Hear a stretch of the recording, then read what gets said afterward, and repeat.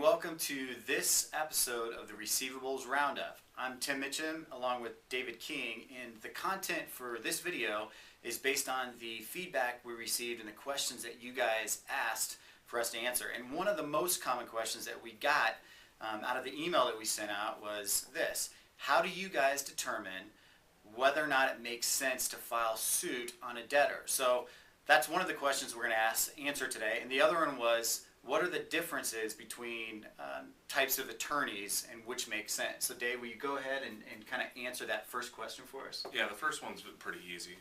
Not every file is the same, but not every file is going to be appropriate to file suit against. If we have gotten to, or your collection agency has gotten to the point where they've exhausted their pre-litigation efforts, there's just a few things they want to look at to determine whether this file is worthwhile to file suit to try and get a judgment on. Number one, is the balance justified? There are some court costs and filing fees, some hard costs that will be paid. So if it's a file that's $700, it's probably not worthwhile to spend $400 to get a judgment against it. Assuming that balance justifies it, you're looking at three different things. Does the debtor have assets? Are they employed? If it's a business, that won't apply. Okay. Or is there banking account information? Because those are the three things you can do with a judgment: attached to assets, garnish bank accounts, garnish paychecks. So if you can't positively answer those or locate those, it might not be worthwhile to file suit on those. If the answer is yes on those, then it would probably make sense to file suit and then pursue with the judgment.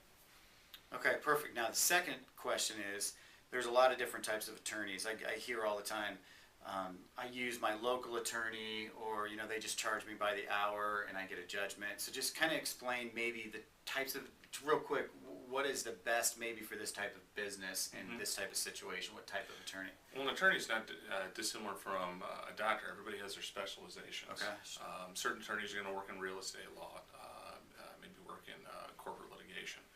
A creditor's rights attorney, all they do is file suits and try and go after debtors and collect on those. So they're going to work the hardest for you. They know the best process in their particular state or county to collect on the debt. They're going to know the different laws and the most efficient way to file suit. Because while filing suit against a debtor is it's a good tool, it's not necessarily a very short process. So you want somebody who's going to be as efficient as possible and as cost effective. And they're going to work on a contingent basis, which is important because, like I said, you want to be cost effective on it. That makes sense. A specialist for that type of business. Exactly. Yep.